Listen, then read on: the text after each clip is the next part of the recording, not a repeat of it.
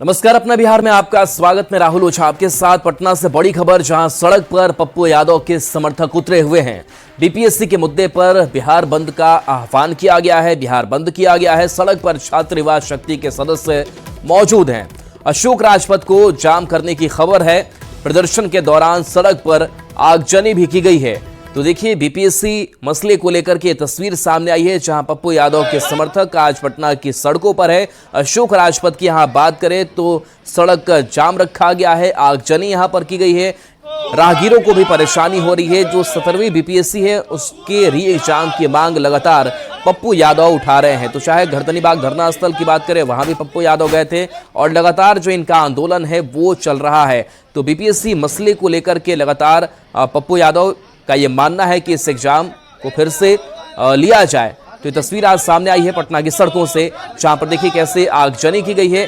जो गाड़ियां वहां से गुजर रही हैं उसे रोका जा रहा है। बिहार बंद को सफल बनाने की अपील की जा रही है।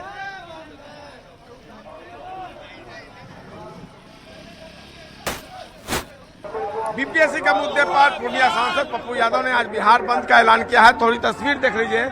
अशोक राजपथ की तस्वीर है। जो छात्र युवा शक्ति के कार्यकर्ता हैं वो सड़कों पर उतरे हुए हैं।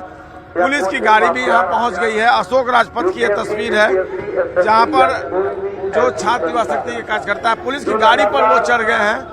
बैनर पोस्टर के साथ यहाँ पर जमा है छात्र युवा शक्ति के कार्यकर्ता। और इस वक्त तस्वीरों में देखिए यहाँ पर किस तरीके से सड़क पर आगजनी की गई है और जो यातायात व्यवस्था है उसको पूरी तरीके से ठप कर दिया गया है। और पुलिस पहुंची है, लेकिन पुलिस फिलहाल छात्रों को समझाने बुझाने में लगी है। जो युवा शक्ति के कार्यकर्ता हैं और नेता हम उनसे बात करते हैं। पुलिस प्रशासन भी वापस हो गई। देखिए, हम लोग की स्पष्ट मांग रही है कि बीपीएससी परीक्षा रद्द कीजिए। जो अनियमितताएं हुई, हम लोगों ने मुख्य सचिव को साक्ष्य दिया, गवर्नर को साक्ष्य दिया, आयोग के चेयरमैन को साक्ष्य दिया, लेकिन उसके बावजूद जब हम अपनी मांग करने आंदोलन करने गए तो हम पे वाटर कैनन 12 डिग्री में चलाया गया, हम पे लाठियों की बौछार की गई, हमारे छात्रों पे एफआईआर कर उन्हें जेल भेज दिया गया। हम क्या करें? इसी के आह्वान में आज हम लोगों ने बिहार बंदी किया है, छात्र युवा शक्ति के बैनर तले आदरणीय पप्पू यादव के आह्वान पे। और जब तक हमारी मांगों को नहीं मांगा जाता है, हम इसी तरह से लड़ाई लड़ते रहेंगे। सरकार कानों में रुई डाल के बैठी हुई है, तो हमने भी कसम खाया है कि हम लोग अपनी बात को सरकार तक पहुंचा कर रहेंगे। मनीष कुमार यादव पटना विश्वविद्यालय छात्र संघ के पूर्व अध्यक्ष हैं और उनके नेतृत्व में काफी संख्या में कार्यकर्ता इस वक्त सड़कों पर दिख रहे हैं। देखिए, और पुलिस आई जरूर थी, लेकिन अब पुलिस वापस लौट गई। यानी यहाँ पर क्राइम, यहाँ पर डिस्टेंस क्रिएट हो रहा था, सड़क जाम था, पुलिस की जिम्मेवारी थी कि वो इसे रोके, लेकिन पुलिस बैरक वापस लौट गई। और जो कार्यकर्ता हैं वो लगातार प्रदर्शन कर रहे हैं इस वक्त अशोक राजपथ पर। जो पूर्णिया सांसद है उनके आह्वान पर पप्पू यादव ने दावा किया है कि छात्र युवा शक्ति के अलावा भीम आर्मी के चंद्रशेखर ने भी इस बंद का समर्थन किया है। AIM ने भी इसको अपना समर्थन दिया है और पूरा बिहार आज बंद रहेगा। देखना होगा पप्पू यादव के दावे में कितना दम है, लेकिन फिलहाल राजधानी पटना में युवा छात्र युवा शक्ति के जो कार्यकर्ता हैं वो लगातार प्रदर्शन कर रहे हैं। कैमरा पर्सन मनीष जुनेजा के साथ संजय कुमार, न्यूज़ 18 पटना। बाढ़ में भी पप्पू यादव के बिहार बंद के आह्वान का असर दिख रहा है। पप्पू यादव के समर्थकों ने बाढ़ में NH31 को जाम कर दिया है और सड़क पर टायर जलाकर विरोध प्रदर्शन कर रहे हैं। ये लोग युवाओं के भविष्य से खिलवाड़ रोकने और बीपीएससी 17वीं की पीटी रद्द कर री एग्जाम की मांग कर रहे हैं।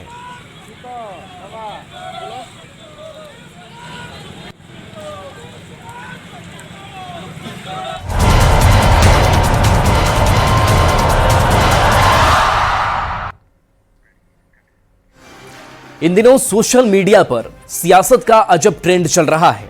जनता के बीच जाने से ज्यादा लोग सोशल मीडिया पर राजनीति करते हैं और एक दूसरे के खिलाफ कुछ भी लिख डालते हैं, कुछ भी सुना देते हैं, जिसमें कई बार social media anti social activity का भी प्लेटफॉर्म बन जाता है। बिहार की सबसे बड़ी पार्टी का दम भरने वाली आरजेडी को ही ले लीजिए।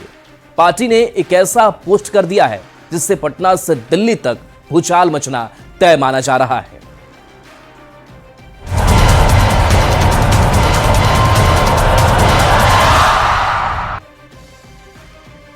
तो आपको हम एक टेक्स्ट दिखाएंगे और उस टेक्स्ट को देख करके आप समझ जाएंगे कि आरजेडी ने किस तरीके की टिप्पणी की है। बीजेपी और आरजेडी के बैनर के साथ उस पर लिखे टेक्स्ट को देखकर आप समझेंगे कि पूरा माजरा किस तरीके का है। दरअसल विशेष राज्य के मुद्दे पर एक टिप्पणी की गई है और वो पोस्ट हम आपको दिखा रहे हैं। एक्स पर किया गया पोस्ट है और देखिए जहां शुरुआती किस शब्द के साथ की गई है। और आरजेडी का ये पोस्ट अभी भी सोशल मीडिया प्लेटफॉर्म एक्स पर मौजूद है, जिसमें बीजेपी नेताओं के खिलाफ बेहद अपमानजनक और अपशब्द का इस्तेमाल किया गया है, जिसे हम बोल नहीं सकते। इस पोस्ट के साथ तेजस्वी यादव के एक बयान को भी टैग किया गया है। आरजेडी बिहार को विशेष राज्य के दर्जे पर केंद्र की सरकार से जवाब मांग रही है, लेकिन जवाब मांगने का यह तरीका आपत्तिजनक है।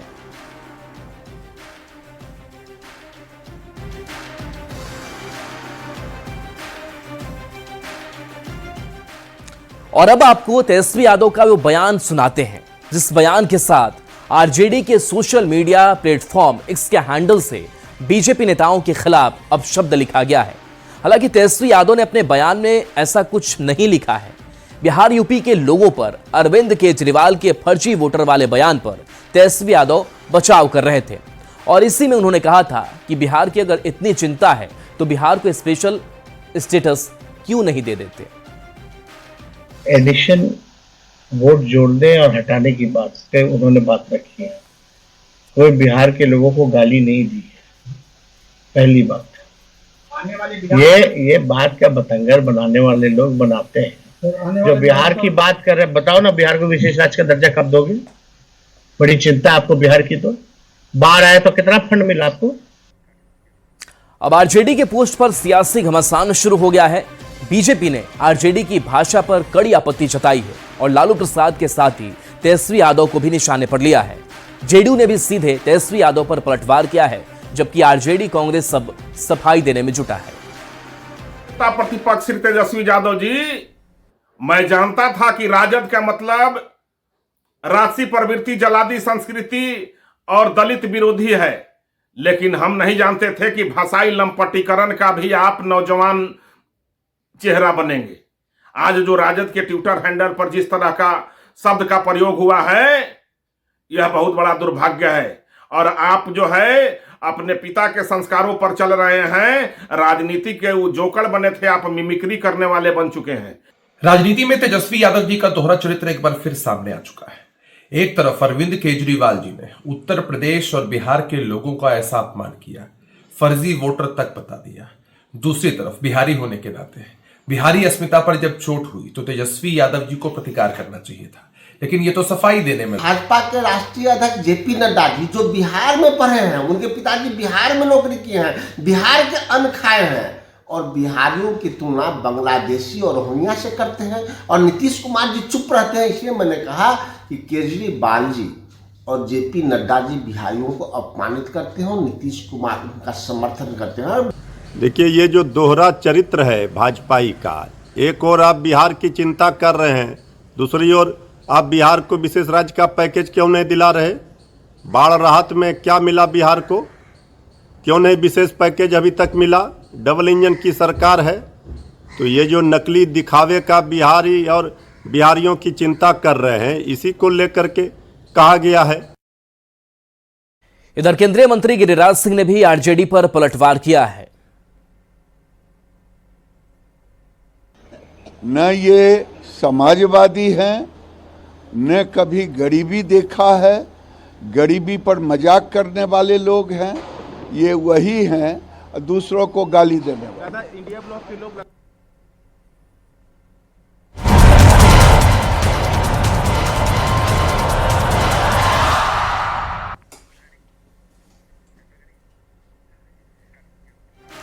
लालू प्रसाद ने बिहार में तेजस्वी की सरकार बनाने के लिए सोशल मीडिया एक्स पर एक पोस्ट किया था, जिसके जवाब में अब जेडीयू ने भी पोस्ट कर पलटवार किया है, जिसमें लिखा गया है कि गलत रास्ता आपको सदियों पीछे धकेल सकता है। आपका एक गलत फैसला आपको फिर से उसी अंधकार युग में ले जा सकता है, जिससे बहुत मुश्किल से बिहार के लोग बाहर निकले हैं। जेडीयू के इस पोस्ट में लालू राबड़ी शासनकाल में भ्रष्टाचार, अपराध का जवाब नीतीश कुमार के शासनकाल में हुए विकास और बदलाव से दिया गया है।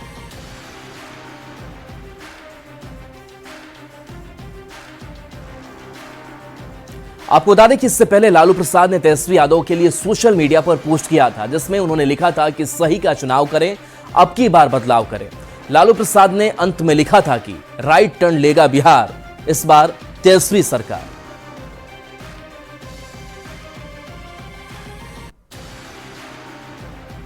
बढ़ेंगे आगे। आज मधुबनी में सीएम की प्रगति यात्रा है। 1100 करोड़ की योजनाओं की सौगात सीएम की तरफ से दी जाएगी। खुटौना प्रखंड के दुर्गेपट्टी गांव में कार्यक्रम रखा गया है। विकास योजनाओं की समीक्षा भी सीएम करेंगे। झंझारपुर में रिवर फ्रंट योजना की सौगात सीएम की तरफ से दी जाएगी। कोसी नहर के विस्तारीकरण का भी सीएम नीतीश कुमार जायजा लेंगे। तो 1100 करोड़ की योजना है जिसकी सौगात, जिसका तोहफा आज मिलने जा रहा है। दुर्गेपट्टी गांव में सीएम नीतीश कुमार आएंगे, कोसी नहर के विस्तारीकरण का जायजा लेंगे, झंझारपुर में रिवर फ्रंट योजना की सौगात देंगे और इसके साथ साथ विकास योजनाओं की समीक्षा भी सीएम करेंगे। खबर किशनगंज से है, जहां आरपीएफ की टीम ने रेलवे स्टेशन पर ट्रेन रुकवाकर ट्रेन की हर एक बोगी की जांच की। जांच के दौरान आरपीएफ की टीम को 106 बोतल विदेशी शराब बरामद हुई। हालांकि शराब तस्कर के बारे में जानकारी नहीं मिली है। और सीपीडीएस एनजेपी टीम के साथ प्लेटफॉर्म पर ड्राइव कर रहे थे, तो उसी दौरान गाड़ी नंबर 12523 आया जो एनजेपी से चलकर उदयपुर की ओर जाती है। तो हम लोग पीछे की ओर जनरल कोच में ड्राइव किए, तो उसमें एक बर्थ के नीचे 5 बैग अनक्लेम रखे हुए थे। बाकी पूछताछ करने पर किसी ने भी अपना होना बताया नहीं। उसके बाद हम प्लेटफॉर्म नंबर 2 पे उतारे और उनकी तलाशी ले गई, तो उसमें अलग अलग ब्रांड के टोटल 106 बोतल अंग्रेजी शराब बरामद हुआ। खबर पटना से है, जहां पौष इलाके में पुलिस के डर से शराब तस्कर सड़क पर ही शराब छोड़कर भाग गए हैं। सचिवालय थाना क्षेत्र के आर ब्लॉक फ्लाईओवर पर एक बोरे में देसी शराब पड़ी थी। बंद बोरी को देखकर पहले कुछ लोगों को शक हुआ, जिसके बाद पास जाने पर शराब की गंध आ रही थी। सचिवालय थाना पुलिस ने सड़क पर छोड़ी गई शराब को जब्त कर लिया है। राजधानी पटना में अगर पुलिस की धमक हो तो शराब कारोबारी इसी तरीके से शराब छोड़कर भागेंगे। देखिए यह तस्वीर है पटना के पौष इलाके सचिवालय थाना के आर ब्लॉक पुल की। यहाँ पर बोरे में जो है देसी शराब की महक आ रही है और तस्करों को भनक मिली होगी और इसके बाद यहाँ से छोड़कर शराब वो भाग गए हैं। न्यूज़ 18 की टीम जब यहाँ पहुंची तो उसने यहाँ पर देखा कि बोरी में शराब जो है वो बंद कर फेंकी हुई है। इसके बाद सचिवालय थानाध्यक्ष को सूचना दी और पुलिस टीम मौके पर पहुंच गई है। और देखिए काफ़ी दूर तक ये जो शराब है वो फैल गया है और यहाँ पर शराब का स्मेल जो है वो आ रहा है। देसी शराब है ये। हाँ, महुआ वाला चुलाई शराब जैसा लग रहा है। चुलाई शराब है, देसी शराब बह गया है, सब नीचे बह गया है, थोड़ा बहुत बचा। क्या नाम आपका? मेरा नाम एसआई दीपक कुमार सिंह है। एसआई दीपक कुमार सिंह है। उन्होंने बताया कि देसी शराब है ये और वाकई में इस तरह की तस्वीरें हैरान करती है। लेकिन कहीं ना कहीं जो शराब कारोबारी हैं उनको डर समाया, भय समाया और ऐसे में वो शराब छोड़कर यहाँ से फरार हो गए हैं। तो निश्चित तौर पर इसी तरीके से कानून के जो रक्षक हैं उनको एक्शन लेना होगा और अपना प्रेजेंस दिखाना होगा और तभी शराब जो तस्कर हैं वो अपने मंसूबे में विफल होंगे। कैमरा पर्सन मनीष जुनेजा के साथ संजय कुमार, न्यूज़ 18 पटना। खबर शेखपुरा से, जहां आपदा विभाग और एनटीआरएफ ने जागरूकता अभियान चलाया। इस दौरान सरकारी और उच्च विद्यालय में भूकंप और अन्य आपदा से बचने के लिए जागरूक किया गया। बच्चों को मॉक ड्रिल कर जानकारी दी गई। छात्र काफी उत्साहित नजर आए। कैसे बचना चाहिए, एनडीआरएफ टीम हमें कैसे रेस्क्यू करती है, यही सब बताया गया। क्या सीख मिला, वो कैसा लगा? मुझे बहुत अच्छा लगा। हमें ये सीख मिला है कि जब भी भूकंप आता है तो हमें क्या करना चाहिए। एनडीआरएफ टीम हमें किस तरह से सचेत करके हमें बचाती है। भूकंप आता है तो हमें सबसे पहले घर आना नहीं चाहिए और कोई ठोस वस्तु को टकराना चाहिए, जिससे उन्हें पता चले कि हम यहाँ पे छुपे हुए हैं और वो हमारा रेस्क्यू कर सके। खबर औरंगाबाद से, जहां हत्या मामले में अभी तक कार्रवाई नहीं होने से नाराज लोग मदनपुर थाने पहुंचे और पुलिस के खिलाफ उग्र प्रदर्शन किया। पुलिस ने उन्हें हटाने के लिए बल का प्रयोग किया। इस दौरान पुलिस और गांव वालों में झड़प हो गई और थोड़ी देर बाद ग्रामीणों को वहां से भागना पड़ा। बता दें कि 20 नवंबर 2024 को एक पुल के पास से युवक का शव बरामद हुआ था, जिसमें परिजनों ने हत्या की आशंका जताते हुए नामजद एफआईआर दर्ज की थी। लेकिन इतने समय बाद भी अभी तक कार्रवाई नहीं हुई है, जिससे लोगों में पुलिस के खिलाफ गुस्सा भड़क गया। में मृत्यु हो गया, उन्हीं के टेंशन में मृत्यु हो गया। सब लाने का कारण है कि इंसाफ चाहिए, अभी तक कोई इंसाफ नहीं मिला है। अगर इंसाफ अभी भी नहीं मिलेगा तो सब नहीं ले जाएगा। आप लोग आवेदन दिए थे? कब से दिया, वो ऊपर से प्राथमिकी दर्ज हुआ था? हाँ, सब हो गया है, सिर्फ आश्वासन देकर भेजा दिया जाता है यहाँ से। मैंने तो क्या मांग कर रहे हैं आप? मांग इंसाफ चाहिए, फोन अभी तक नहीं मिला। क्या इंसाफ चाहिए बताइए? जो मर्डर किया उसको गिरफ्तारी होना, उसको गिरफ्तारी चाहिए। जो मर्डर किया है उसका गिरफ्तारी होना चाहिए। खबर नवादा से है, जहां मकर संक्रांति के नजदीक आते ही लोगों में दही चूड़ा के साथ साथ मस्का की मिठाई की मांग बढ़ गई है। नवादा के कारीगर दिन रात एक कर मगध की मशहूर मिठाई मस्का बना रहे हैं। कारीगरों के मुताबिक मिठाई को बनाने में काफी मेहनत करनी पड़ती है। सिर्फ नवादा ही नहीं, पड़ोसी जिले जैसे नालंदा, शेखपुरा, लखीसराय और पटना समेत कई जिलों में इस मिठाई की काफी ज्यादा मांग है। ज्यादा जानकारी दे रहे हैं संवाददाता अनिल विशाल। अवसर पर बिहार में एक काफी फेमस मिठाई है जिसका नाम है मस्का। मूलतः तिल और गुड़ से यह मिठाई बनाया जाता है, जिसमें सबसे पहले गुड़ की चाशनी की जाती है। गुड़ की चाशनी के बाद इसका लट्टा बनाया जाता है और उसके बाद उसकी कटाई होती है और फिर उसे तिल के साथ उसे हड़िया में मिलाया जाता है, तब जाकर यह प्रसिद्ध मिठाई जो है वो बनता है। और जिले के साथ साथ पड़ोसी जिलों में भी इसकी खूब मांग होती है और जो लोग जो यहाँ के जो बाहर बसे हुए हैं वो इसकी काफ़ी मांग करते हैं। और आप इस वक्त जैसा देख सकते हैं, कारीगर दिन रात एक कर इसे बनाने में लगे हुए हैं और इसकी मांग इतनी है कि लोग इसे पूरा नहीं कर पाते हैं और अंत में जाकर इसका खूब शॉर्टेज हो जाता है। इस बार कलकत्ता गया, कौआ कोल गया, कोडरमा गया, रजौली गया, बांसुरी गया, राजगीर गया, पावापुरी गया, बिहार शरीफ गया, इस्लामपुर गया। हाँ, सब बिहारी लोग जहाँ जहाँ सब जगह जाता है। क्या पूरा हो पा रहा है ऑर्डर? नहीं, पूरा नहीं हो पा रहा है। यह जो है नवादा के अकौना गांव में इसका जो है काफी निर्माण होता है और इसकी तैयारी जो है लगभग 2 महीने पहले से शुरू कर दी जाती है और तिल संक्रांत आते आते ये सारा जो मस्का जो है वो आउट ऑफ स्टॉक हो जाता है और जो बचे कुचे लोग होते हैं उसे ही यह मिल पाता है और चीनी से ज्यादा गुड़ का यहाँ काफी मांग होता है। तो मकर संक्रांति के अवसर पर खाए जाने वाला यह मिठाई नवादा के साथ साथ अन्य जिलों में काफी प्रसिद्ध है और लोग इसे खूब चाव से खाते हैं। अनिल विशाल, न्यूज़ 18 नवादा। खबर भागलपुर से है, जहां का कतरनी चूड़ा काफी डिमांड में है। देश के अलग अलग राज्यों से लोग ऑर्डर देकर मंगवा रहे हैं। कतरनी चूड़ा लोगों को काफी पसंद आता है। बता दें कि भागलपुर के सुल्तानगंज और जगदीशपुर इलाके में बांका में बड़े पैमाने पर कतरनी धान की खेती होती है। यहां के मनीष कुमार द्वारा उपजाया कतरनी चूड़ा पिछले 5 साल से प्रधानमंत्री नरेंद्र मोदी और महामहिम राष्ट्रपति को भी भेजा जाता है।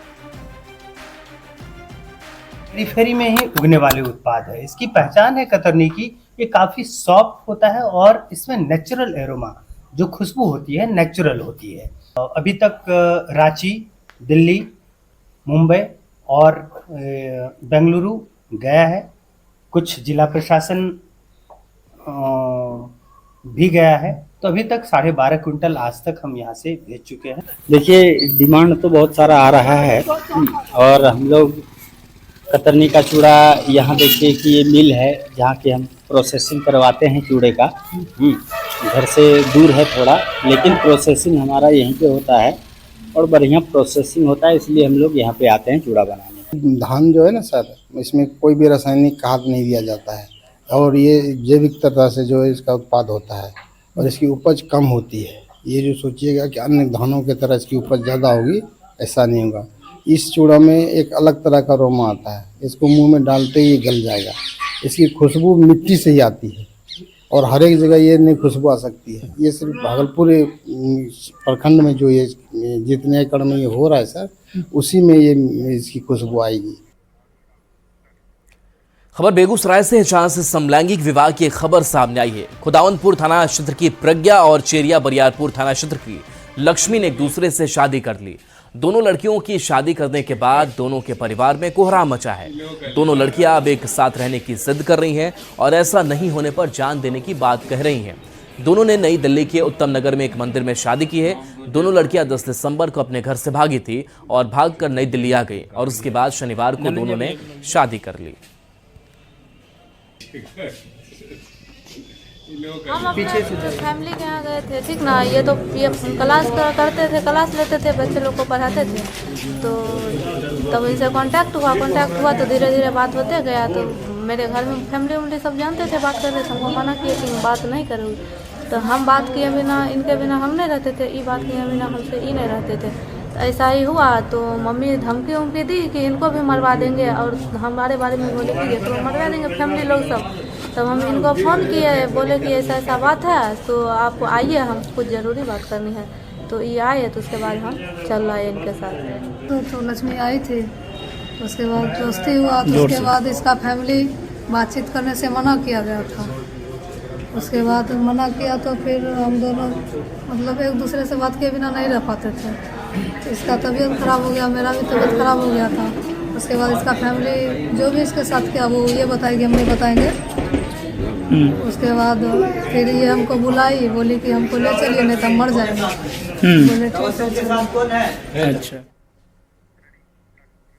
और एक नजर इस वक्त की हेडलाइन।